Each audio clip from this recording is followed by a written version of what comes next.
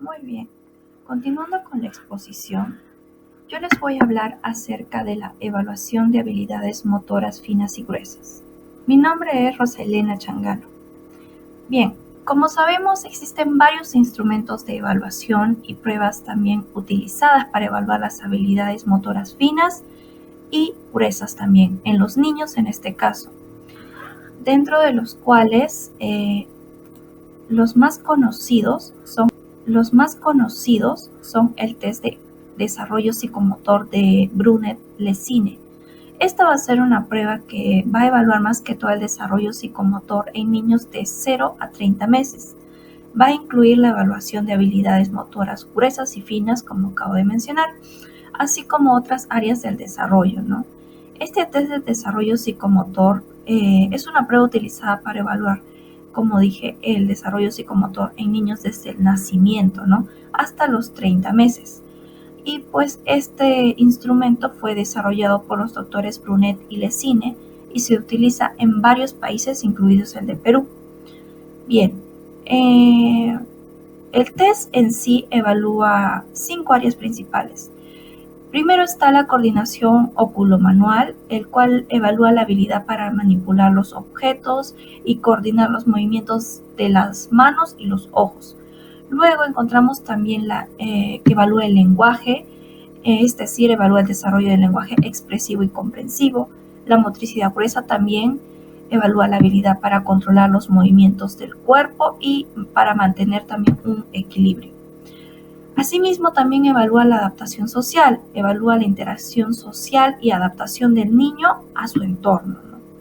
Y también la postura y el tono muscular, es decir, que evalúa la calidad del tono muscular y la capacidad del niño para mantener diferentes posturas, ¿no?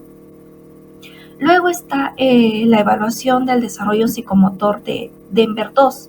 Esta es una herramienta de evaluación utilizada más que todo para detectar posibles retrasos en el desarrollo de los niños de 0 a 6 años. Incluye la evaluación de habilidades motoras gruesas y finas, así como el desarrollo cognitivo y socioemocional. Bueno, esta evaluación se enfoca en 4 áreas principalmente.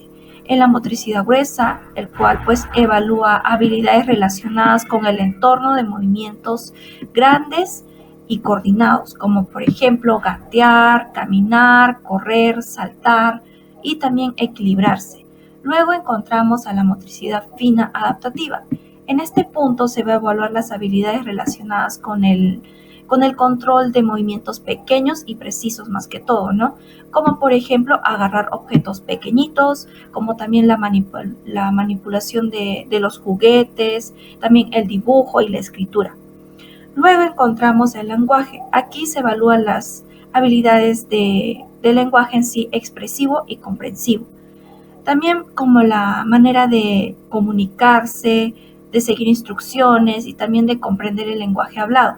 Y por último también evalúa el punto de personal social, es decir, que evalúa las habilidades sociales y emocionales del niño, como también la interacción con otros niños y adultos, ¿no? Luego encontramos el test de evaluación motora TEMON. Este es un instrumento que evalúa las habilidades motoras gruesas en niños de 4 ya a 6 años, más grandes, incluyendo pruebas también de equilibrio, coordinación, lanzamiento y recepción también de los objetos, entre otras habilidades. Luego está el test de la escala de desarrollo motor de Peabody. Esta es una prueba ampliamente utilizada también para evaluar el desarrollo motor, también de 0 a 6 años.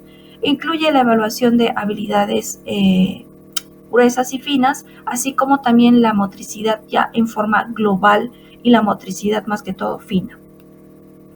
Este instrumento fue desarrollado por Rhonda Folio y Rebecca Fewell como una revisión de la actualización del PTMS original, ¿no?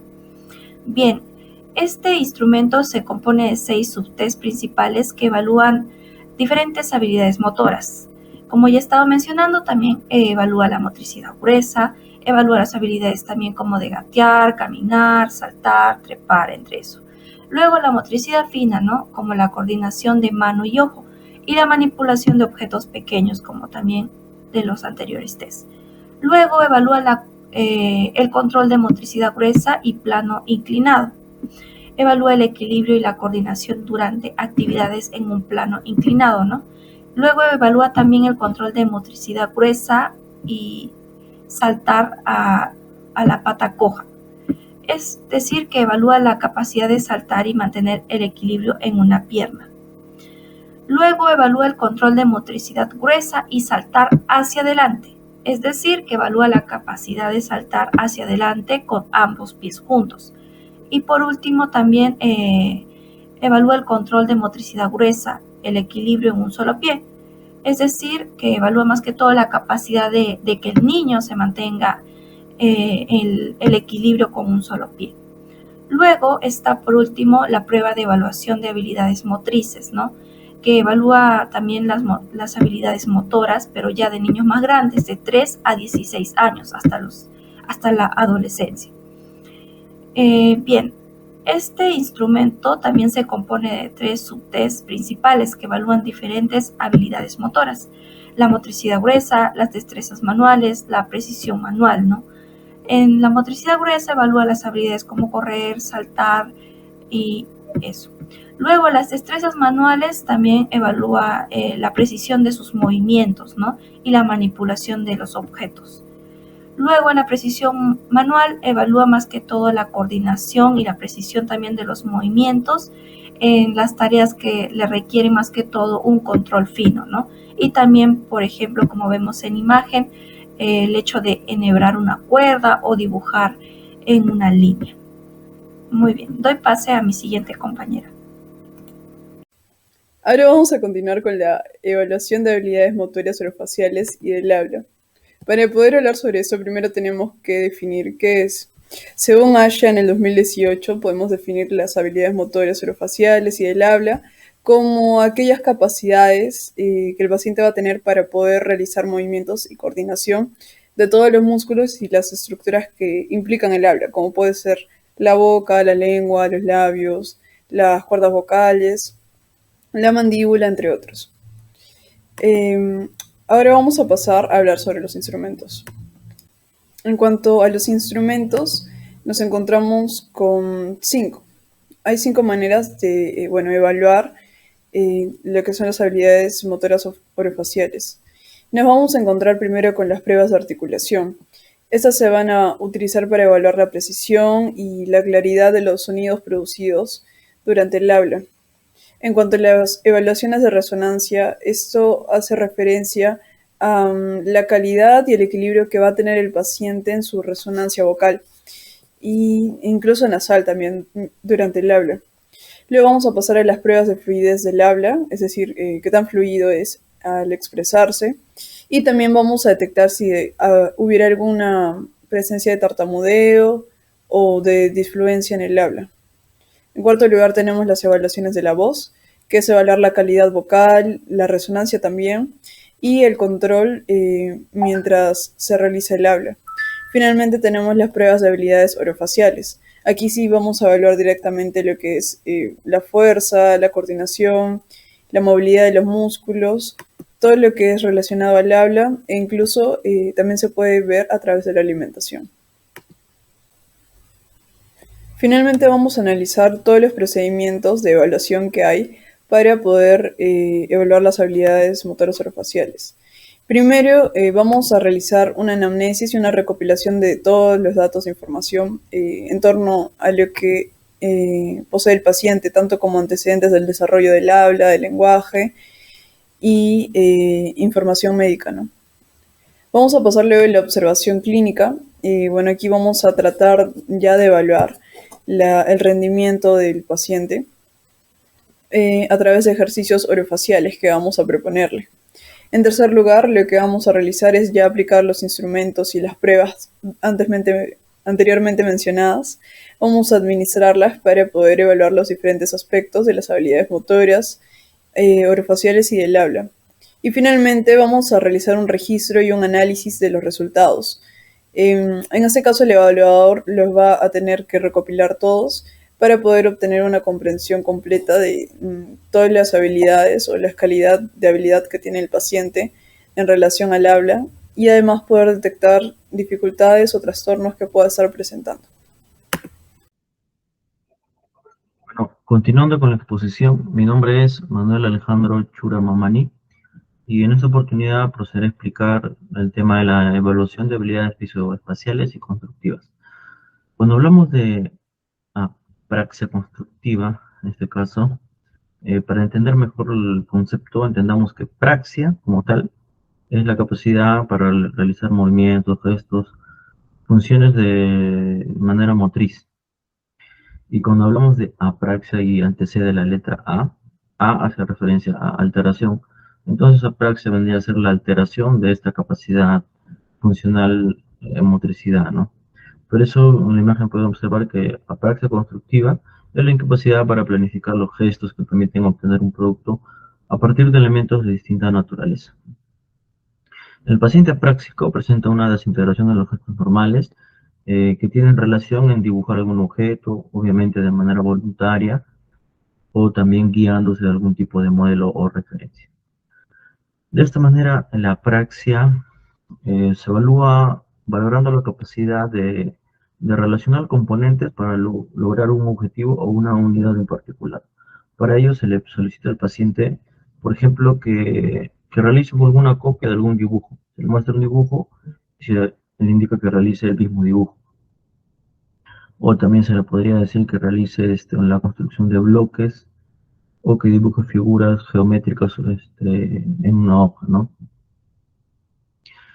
Bueno, ahora, ¿qué test de evaluación existen para identificar la apraxia constructiva, así como la apraxia visoespacial?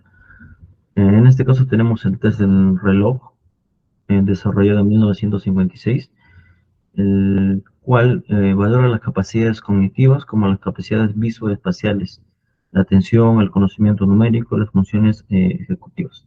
En este caso se le pide al sujeto que dibuje un reloj cuyas manecillas del reloj marquen una hora determinada, ¿no? Uno se le indica a qué hora va a ser la hora específica del reloj.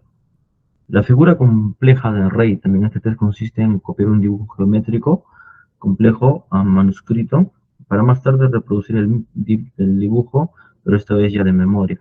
En este caso se evalúa este recuerdo de la memoria visual.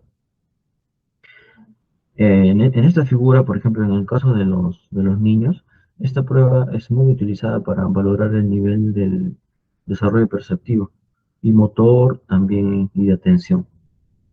Bueno, la escala de inteligencia de Wechsler, en este caso WISE, en el año 2012. Dentro de esta escala se dividen 12 pruebas. De entre estas pruebas se tienen los cubos, los puzzles visuales, los cuales van a ser de gran utilidad para evaluar las praxias en la prueba de cubos. La tarea consiste en lograr construir cubos coloreados de color rojo y blanco. Unos dibujos de complejidad creciente, es decir, la unión de los cubos que van a formar determinada imagen progresivamente van subiendo de dificultad. En este caso, este subtest va a evaluar la capacidad de análisis y síntesis visual y también la reproducción de estos dibujos, ¿no?, geométricos que son abstractos. Dentro de los puzzles visuales, la tarea va a consistir en elegir 3 piezas que completen un puzzle que se presenta por completo. Bueno, en este caso, este subtest mide la capacidad para analizar y lograr sintetizar estímulos visuales abstractos y también lograr establecer relaciones entre partes y un razonamiento no verbal. Bueno, profesor, eso sería todo. Muchas gracias.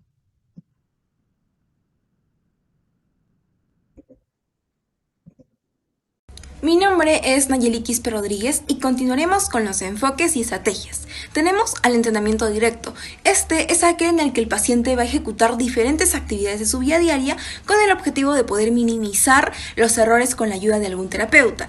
En sí, en el proceso pueden tener repetidamente momentos difíciles de cierta acción, pero la acción siempre debe de realizarse o completarse después. Por otro lado, el entrenamiento exploratorio tiene como función enseñar a los pacientes a poder reconocer la función de un objeto mediante el análisis de su forma y de su estructura. A diferencia del anterior, pues en este caso los objetos no se utilizan de manera física ni acciones relacionadas a estas, sino que por el contrario se busca inferir la función de un objeto a partir de su estructura, de tal manera que pues se va a ayudar a resolver problemas mecánicos y facilitar el uso de objetos nuevos. De acuerdo a estudios realizados, pues los pacientes apráxicos podrían mejorar en el uso de objetos a través del entrenamiento exploratorio. Además, pues ambos enfoques obtuvieron una mejora significativa de acuerdo a estos estudios. Es la práctica de modificar las interacciones del paciente apráxico con su entorno para poder adaptarse a su déficit conductual. Por ello se consideran a los métodos compensatorios, en los cuales se basan en proporcionar estrategias para que los pacientes compensen los déficits asociados con la apraxia. En sí hay estudios que afirman su eficacia, ya que ayudan a desempeñarse de manera independiente a los pacientes y también a contrarrestar los efectos negativos de la apraxia al llevar a cabo actividades diarias a través de ciertas estrategias que compensen los efectos de deterioro como tal. En sí se recomienda que para los pacientes con apraxia ideatoria como tal, la terapia se centra en actividades funcionales y en enseñar a los pacientes estrategias compensatorias para su deterioro apráxico. Esta terapia es utilizada para la mejora y el desarrollo de habilidades visuales, espaciales y constructivas de una persona, que son importantes en el procesamiento y la comprensión de la información visual, así como para la coordinación, planificación y ejecución de tareas constructivas. En sí, el objetivo principal de este tipo de entrenamiento es poder ayudar a las personas a mejorar su capacidad para poder percibir y comprender las relaciones espaciales entre objetos, así como también pues para su capacidad de manipular y construir objetos en el espacio. Es importante que se consideren en apraxias ideomotoras, constructivas y de vestir. Dentro de estas se encuentra la estimulación visual, que como pueden ver en la imagen se utilizan estímulos visuales a través de ciertas imágenes o dibujos en los cuales se va a ayudar a mejorar la percepción y comprensión de las relaciones espaciales entre objetos. Por otro lado tenemos a los ejercicios de seguimiento visual o rastreo visual, en el cual se van a trabajar ejercicios que requieren pues seguir a los objetos en movimiento con la mirada, lo cual va a ayudar a mejorar cierta coordinación entre las manos y los ojos y la percepción espacial. También tenemos a la orientación espacial, que en sí son actividades que van a involucrar la interpretación de mapas, la navegación en el espacio y la identificación de ciertas direcciones. Manipulación de objetos. En esta se hace uso de objetos tridimensionales para poder mejorar la capacidad de manipulación y reconocimiento de formas y tamaños, como por ejemplo el uso de ciertas herramientas, ya que en sí el deterioro de esta capacidad se va a relacionar con lesiones en la unión parieto-occipital, la circunvalación angular y la circunvalación frontal inferior. Por otro lado tenemos a las actividades de construcción, en las cuales se van a emplear materiales de construcción como bloques tridimensionales, rompecabezas, para poder promover en sí la capacidad de planificación y ejecución de movimientos. Por último tenemos a los ejercicios de imitación, en los cuales se van a imitar o reconocer gestos y bueno, son utilizadas en pacientes con apraxia ideomotora, donde la información cinética y visual pues no se van a complementar correctamente, ¿no? En sí, los pacientes en los cuales se encuentran las áreas cerebrales afectadas como la corteza premotora, corteza motora suplementaria, lóbulo parietal inferior o cuerpo calloso. Buenos días, tardes o noches, mi nombre es Susana Elena Quispe Cáceres. Ahora voy a hablar sobre la terapia de reeducación motora. Esta terapia es un enfoque terapéutico, más que todo utilizado para ayudar a las personas que han sufrido algún tipo de lesión cerebral o un trastorno neurológico. Se basa más que todo en la idea de que el cerebro tiene la capacidad de cambiar y adaptarse incluso después de haber tenido un tipo de lesión cerebral. El objetivo de esta terapia es ayudar al paciente a volver a aprender habilidades motoras complejas mediante la recuperación y entrenamiento intensivo. La terapia puede incluir ejercicios específicos diseñados para mejorar también la coordinación, la fuerza muscular y la flexibilidad, así como técnicas para mejorar la planificación organizacional del movimiento. Dentro de esta terapia existen técnicas usadas. Una de ellas es la terapia del espejo, en la que se utiliza un espejo, ¿no?, para reflejar el movimiento de una extremidad sana en el lado afectado del cuerpo. Esto puede ayudar a mejorar la coordinación y el control motor en el lado afectado. Por otro lado, también está la terapia de restricción inducida, en la que más que todo se limita el uso del miembro no afectado para obligar al paciente a utilizar el miembro afectado. Esto puede ayudar a mejorar la coordinación y el control en el lado, afectado. Por otra parte, la siguiente técnica es la terapia ocupacional, en la que los terapeutas ocupacionales pueden trabajar con los pacientes para desarrollar habilidades motoras finas y gruesas, así como para mejorar la coordinación y el control motor. Por último, hablaremos sobre las fases de la terapia de reeducación motora. La primera fase es la evaluación inicial. Básicamente, en esta fase el terapeuta evalúa el estado físico del paciente y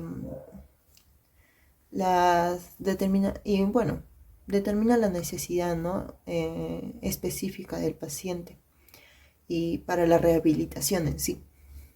Después está la planificación del tratamiento, en la que una vez sea completada la evaluación inicial, el terapeuta desarrollará un plan de tratamiento personalizado para este paciente. Este plan puede incluir, ejercicios específicos para mejorar la fuerza muscular, la flexibilidad, la coordinación y entre otras cosas, según lo que el paciente necesite. Después está el ejercicio de fortalecimiento. Durante esta fase el paciente realiza ejercicios diseñados para fortalecer los músculos afectados por la lesión o la enfermedad. Siguiente está los ejercicios de flexibilidad. En esta fase el paciente realiza ejercicios diseñados, ¿no?, para mejorar la flexibilidad y el rango de movimiento de las articulaciones afectadas, ¿no? Después está el ejercicio de coordinación. Durante esta fase, como ya el mismo nombre lo dice, el paciente realiza ejercicios diseñados para mejorar la coordinación y el control motor. Como penúltima fase es el entrenamiento de equilibrio, que, como dice su nombre también, el paciente realiza ejercicios diseñados para mejorar el equilibrio y la postura. Y por último está la evaluación y el ajuste del tratamiento. A medida que va el paciente progresando a través de las diferentes fases de la terapia de reeducación motora, el terapeuta también evalúa regularmente su progreso y también ajusta, ¿no?, el plan de tratamiento según la necesidad que vaya teniendo con el progreso, ¿no? Continuando con la exposición, mi nombre es Carmen Anagua y explicaré acerca de la terapia de articulación y fonación. Teniendo en cuenta que el habla es una actividad única, compleja y dinámica, la cual nos permite poder compartir pensamientos, sentimientos, responder a nuestro entorno y controlarlos, intervenir en el mismo de forma activa, esta herramienta tan poderosa que es parte de nosotros, de los seres humanos, es necesaria cuidarla, además de poder preservar y promover una calidad en la misma. Una buena calidad en la comunicación nos facilita bastantes oportunidades, nos hace hacernos entender de tal forma de que el mensaje llegue tal y como nosotros esperamos expresarlo, ¿no? Y no existan cualquier tipo de ambigüedades en el medio. Ahora bien, ¿de qué trata la terapia de articulación y fonación? El objetivo principal de la misma es el promover, mejorar esta articulación y producción vocal en las personas que tienen este trastorno de habla y de lenguaje. ¿Quién puede realizarlo? Son las personas, los especialistas, los terapeutas del habla y el lenguaje que son certificados, quienes dentro de sus funciones lo que realizan es evaluar las necesidades individuales del paciente y a partir del mismo diseñar un plan de tratamiento personalizado. Cabe resaltar de que la terapia de articulación y fonación es altamente individualizada y adaptada a las necesidades que presente cada paciente.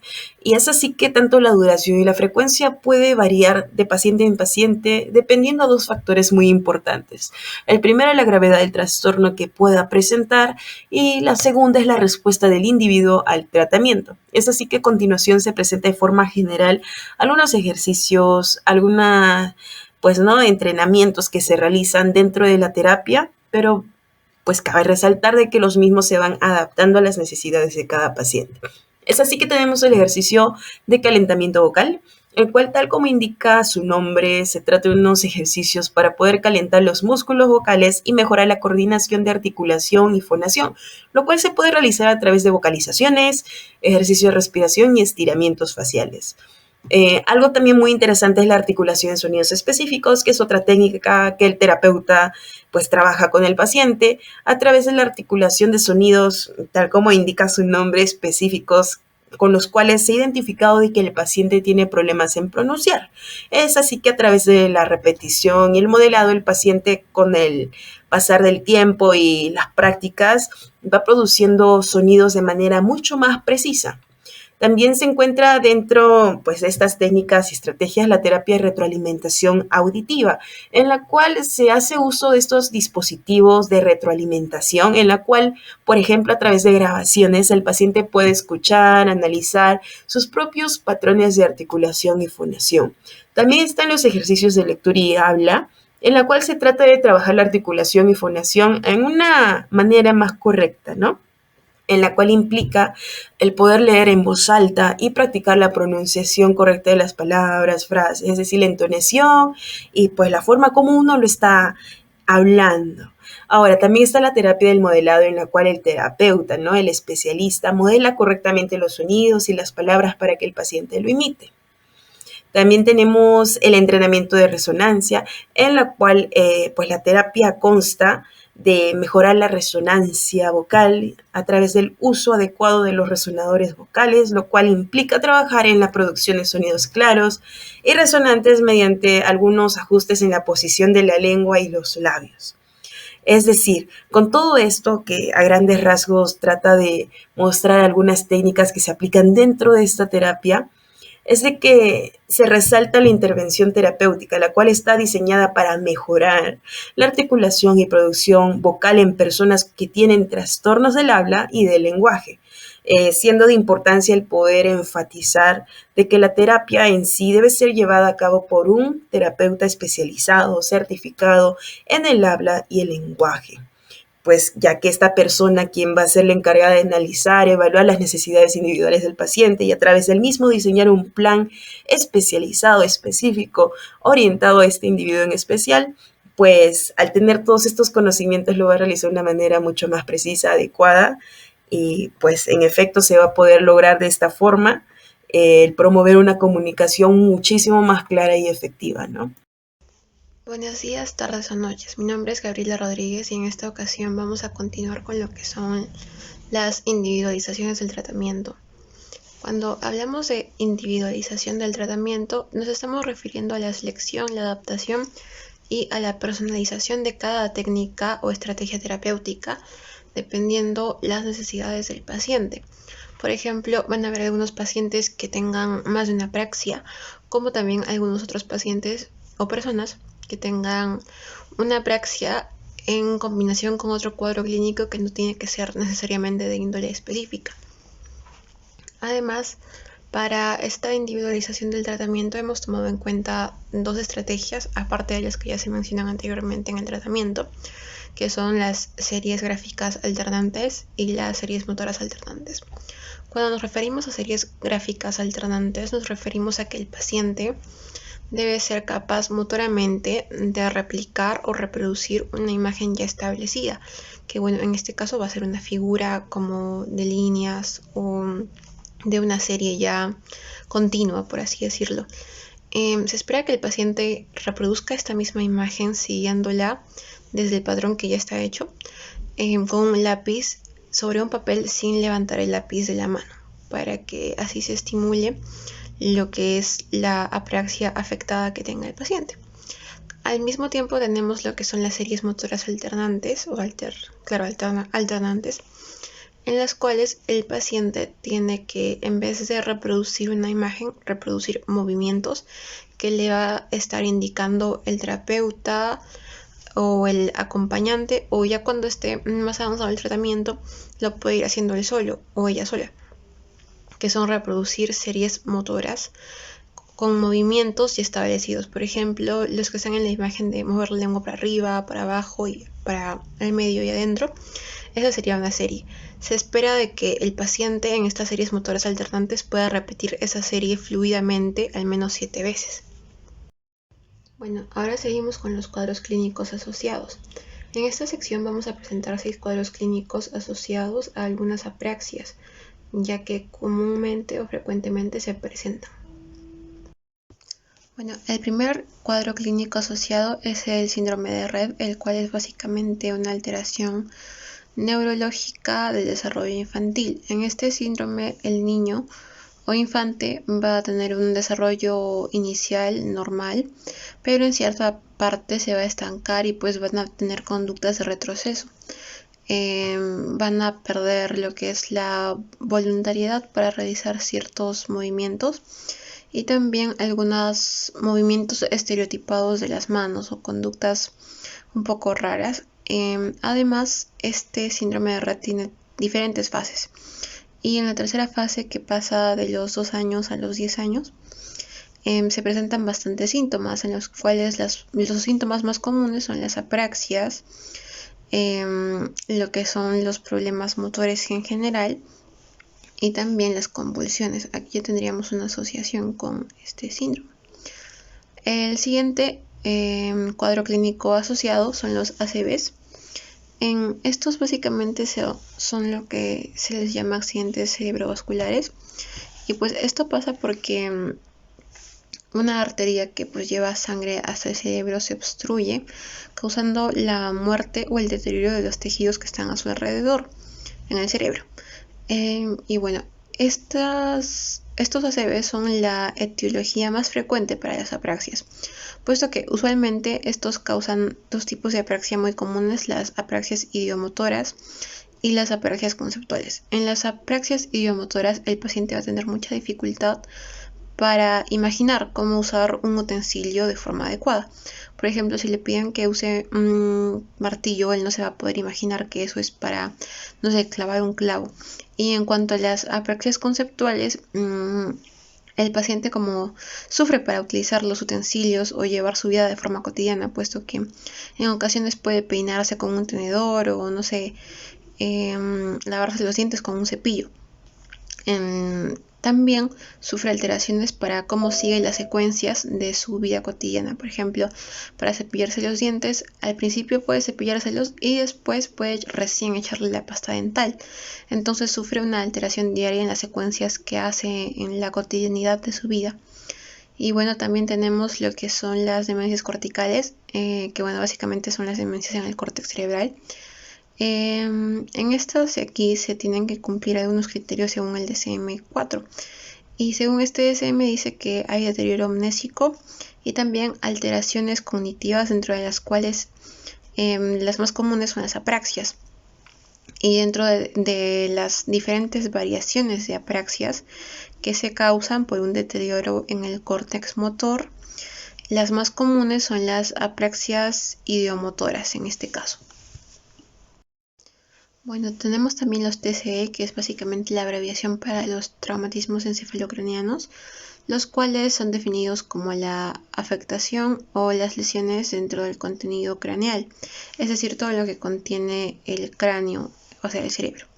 Y bueno, en estos los pacientes con traumatismo encefalocraniano han reportado, después de algunos años de sufrir la lesión, diferente pérdida o déficits para el control motor de sus actividades, como por ejemplo la motricidad gruesa, que afecta básicamente la marcha y también las acciones de equilibrio.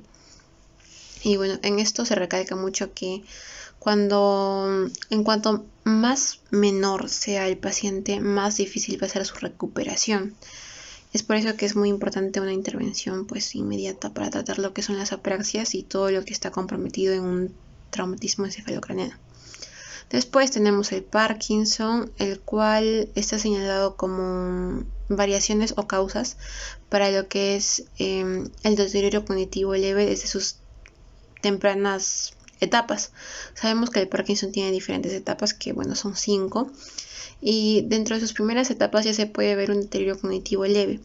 Y debido a este deterioro cognitivo se van a presentar lo que son en diferentes pacientes algunos tipos de demencias que pues pueden generar lo que son las apraxias. Y finalmente tenemos lo que es el Alzheimer, la cual es una enfermedad que va a tener mucha correlación con las apraxias, puesto que en esta se dice que la gravedad de la apraxia va a ser muy correlacional con la gravedad que tenga la misma enfermedad de Alzheimer. O sea, van a ir como progresivamente creciendo de la mano.